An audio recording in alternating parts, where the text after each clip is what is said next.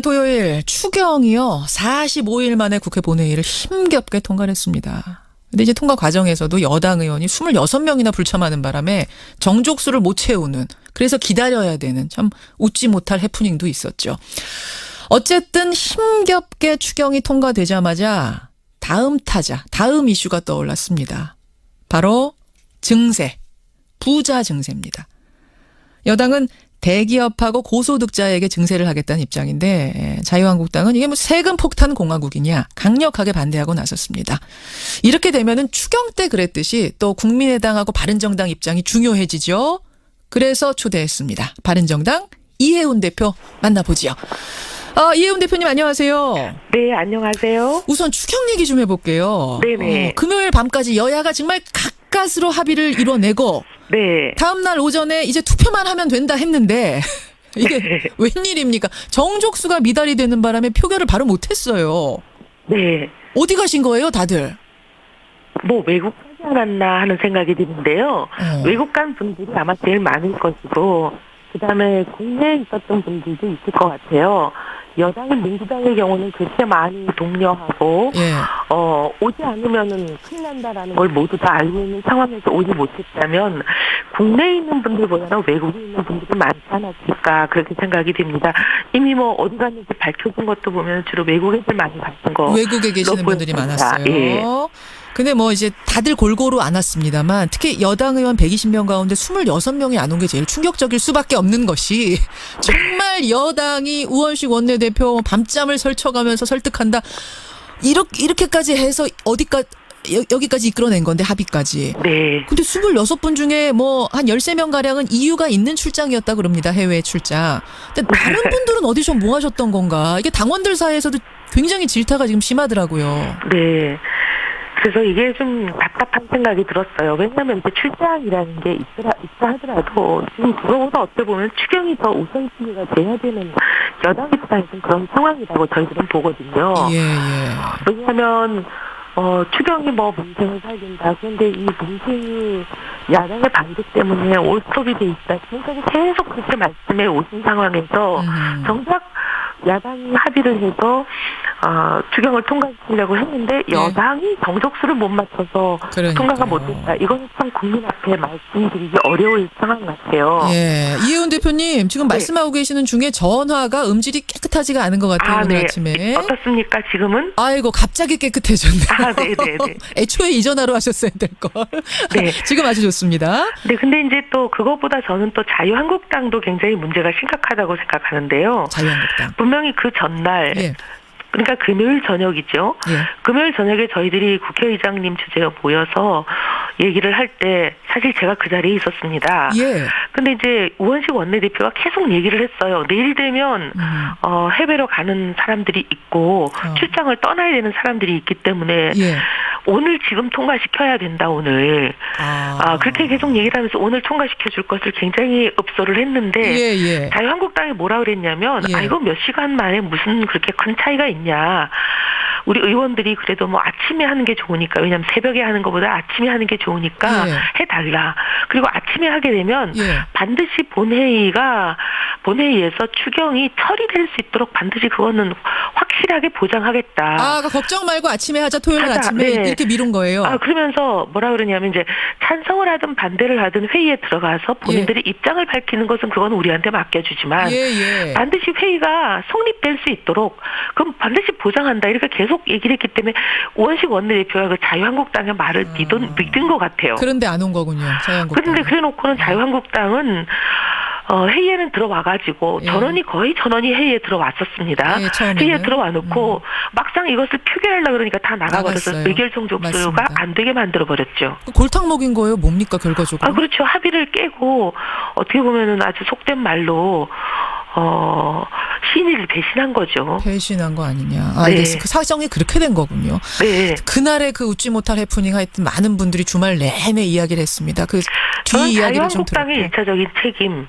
그다음에 어떻게 보면 그 자유한국당이 항상 보면은 합의를 어기고 신뢰를 배신하고 늘 보면 말을 지키지 않는 당인데 그 당을 너무 순진하게 믿었던 것도 조금 어떻게 보면 미숙했다고 보고요. 알겠습니다. 근데 어쨌든 미숙했다 하더라도 본인들 그 해외 나간 의원들을 제대로 못 챙긴 민주당도 조금 미숙했다 그렇게 보죠. 바른정당 이해운 대표 만나고 있습니다. 그나저나 우여곡절 끝에 어쨌든 추경이 지나가고 나니까 증세가 논란인데 우선 부자 증세라는 이 방향에 동의하십니까?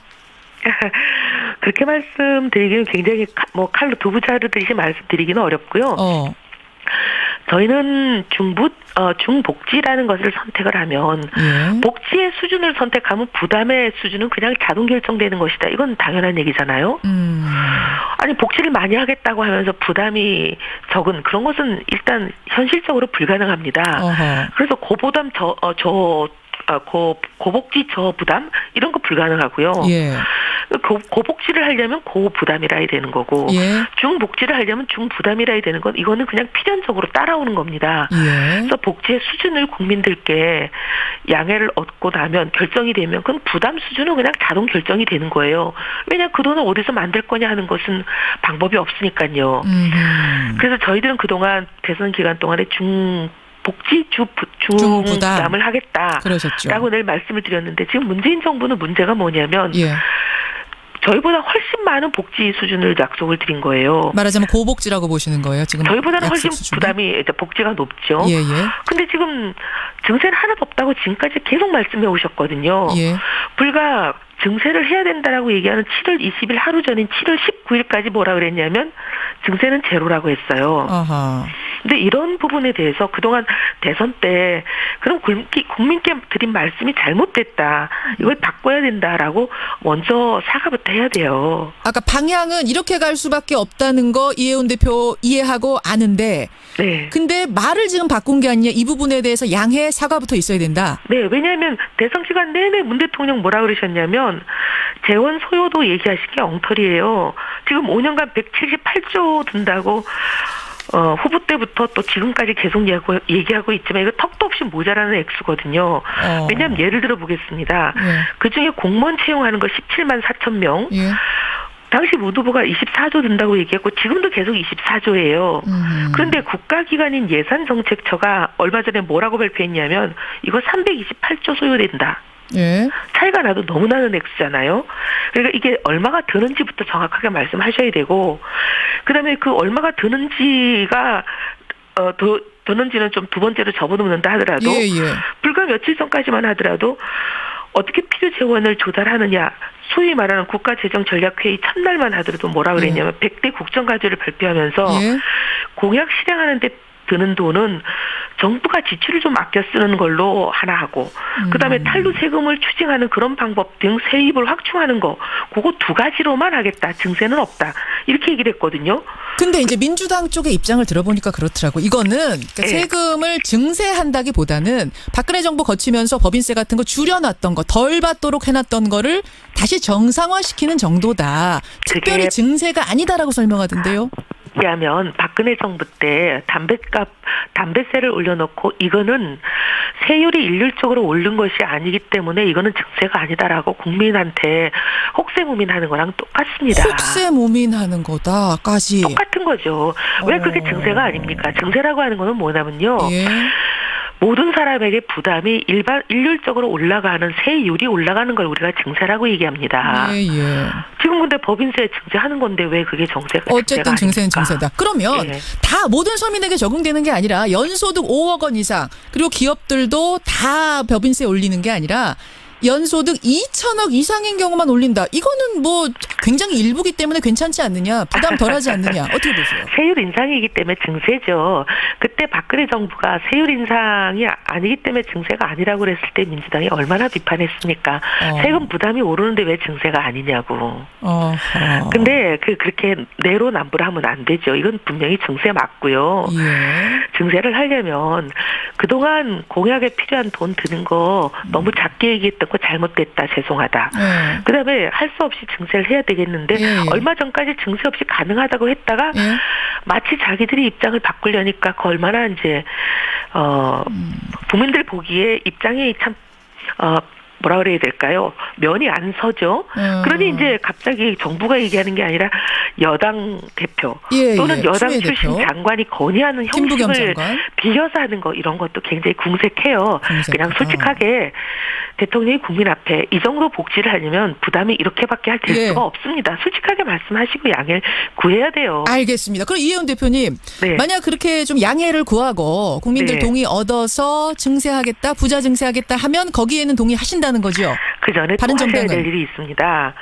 지금 보면 소위 말하는 이제 어떻게 세금 특히 말하면 이제 국가 정부 지출 있잖아요. 이게 낭비도 많고 중복도 많고 굉장히 문제 많은 거 국민들 다 알고 있는데 이걸 얼마만큼 해가지고 줄일 것인가 이거부터 먼저 하셔야지 왜 세금부터 올립니까? 그것도 뭐 하겠다고 얘기는 이미 하지 않았습니까? 하고 있겠죠. 하겠다가 아니라 구체적으로 뭘 어떻게 하겠다를 말씀하셔야죠. 구체적인 방안을 내놔라. 박근혜 정부도 당선되기 전부터 4년 내내 하겠다는 말만 했어요. 안 했잖아요. 구체적 이게 굉장히 어려운 방안. 부분이니까 구체적으로 뭘 어떻게 하겠다는 국민들이 믿을 수 있는 얘기를 내놔야 됩니다. 자, 그러면 마지막으로 짧게 하나만. 자, 방향은 증세가 맞다. 그러면 부자 증세. 지금 말한 5억 원, 2천억 원 요 정도 범위면 되겠습니까? 아니면 이것도 좀 더 확대해야 된다고 보세요? 정말 그렇게 말씀드리면 굉장히 그렇게 물어보시면 할 말이 많은데요. 그게 아니라요. 예를 들면 지금 법인세부터 얘기하는 것도 굉장히 솔직하지 못한 겁니다. 왜냐하면 법인세가 조세정이 가장 적기 때문에 표를 의식하는 정치인들이 항상 법인세만 타겟으로 하는데요. 그렇게 얘기하는 것도 굉장히 이거는 정직하지 못한 거고요. 이 전체적으로 얼마만큼 든다라는 것을 정하고 나면 어떤 세금을 어떤 순위로 얼마만큼씩 올릴 거니까 전체적인 이거 로드맵을 내놔야죠. 법인세만 올려서 해결이 됩니까? 아닙니다. 그렇지 않습니다. 지금 범위도 적절하지 않다고 보시는 거군요. 네. 그러면. 그리고 법인세의 경우도 보면요. 이렇게 세율을 최고 세율을 올리는 게 중요한 게 아니라 그거보다 더 중요한 것은요. 그동안 온갖 감면이 굉장히 복잡하고 불필요하게 많아가지고 실제 이거를 적용하고 나면 실제 내는 세율, 실효 세율이라고 하지 않습니까? 이게 50억짜리 중소기업이 내는 세율보다 5천억이 넘는 재벌 대기업이 내는 세율이 훨씬 낮습니다.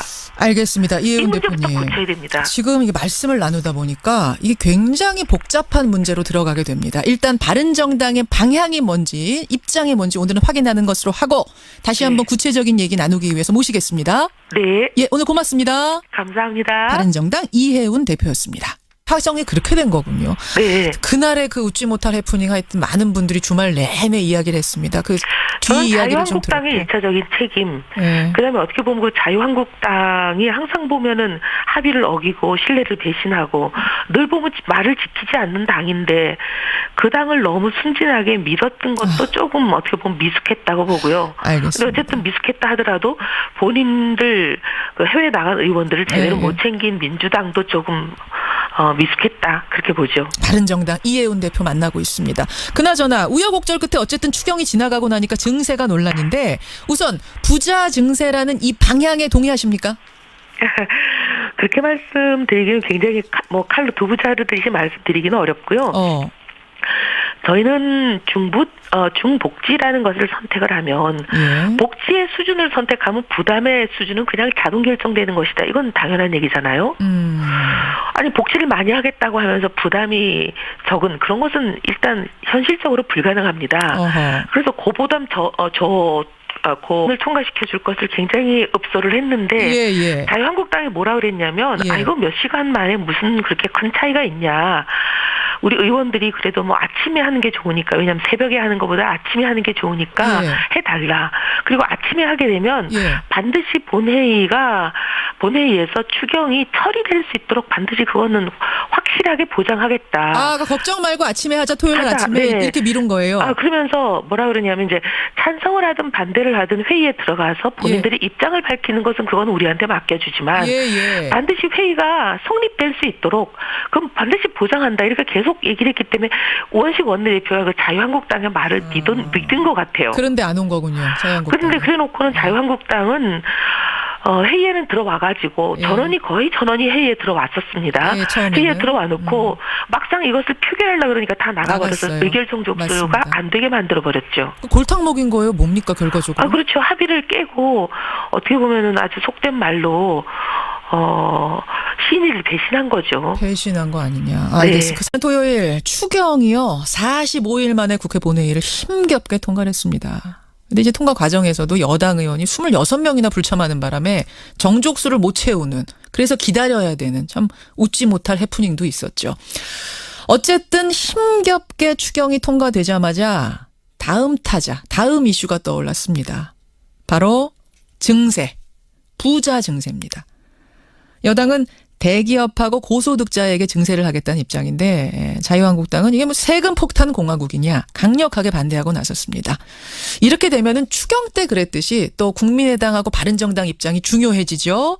그래서 초대했습니다. 바른정당 이해운 대표 만나보지요. 이해운 대표님 안녕하세요. 네, 안녕하세요. 우선 추경 얘기 좀 해볼게요. 네네. 금요일 밤까지 여야가 정말 가까스로 합의를 이뤄내고 네. 다음 날 오전에 이제 투표만 하면 된다 했는데 이게 웬일입니까? 정족수가 미달이 되는 바람에 표결을 바로 못했어요. 네. 어디 가신 거예요, 다들? 뭐 외국 가지 않았나 하는 생각이 드는 데는 보거든요. 예.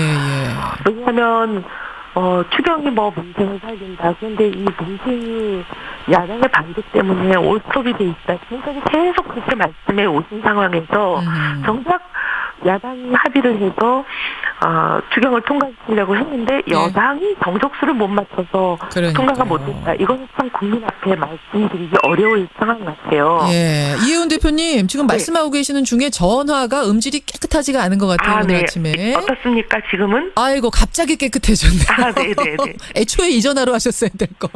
네. 지금 아주 좋습니다. 네, 근데 이제 또 그것보다 저는 또 자유한국당도 굉장히 문제가 심각하다고 생각하는데요. 자유한국당. 분명히 그 전날, 그러니까 금요일 저녁이죠.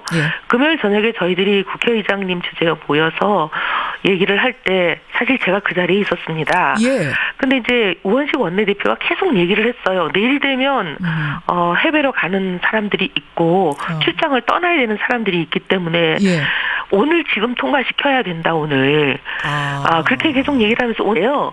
외국 간 분들이 아마 제일 많을 것이고 그다음에 국내에 있었던 분들도 있을 것 같아요. 여당인 민주당의 경우는 그렇게 많이 독려하고 오지 않으면은 큰일 난다라는 걸 모두 다 알고 있는 상황에서 오지 못했다면 국내에 있는 분들보다는 외국에 있는 분들이 많지 않았을까 그렇게 생각이 됩니다. 이미 뭐 어디 갔는지 밝혀진 것도 보면 주로 외국 애들 많이 갔던 거. 외국에 계시는 분들이 많았어요. 근데 뭐 이제 다들 골고루 안 왔습니다만 특히 여당 의원 120명 가운데 26명이 안 온 게 제일 충격적일 수밖에 없는 것이 정말 여당이 우원식 원내대표 밤잠을 설쳐가면서 설득한다. 이렇게까지 해서 여기까지 이끌어낸 건데 합의까지. 근데 26분 중에 뭐 한 13명 가량은 이유가 있는 출장이었다 그럽니다. 해외 출장. 근데 다른 분들은 어디서 뭐 하셨던 건가? 이게 당원들 사이에서도 굉장히 질타가 지금 심하더라고요. 네. 그래서 이게 좀 답답한 생각이 들었어요. 왜냐하면 이제 출장이라는 게 있다 하더라도 지금 그거보다 어떻게 보면 추경이 더 우선순위가 돼야 되는 여당 입장에서는 그런 상황이라고 저희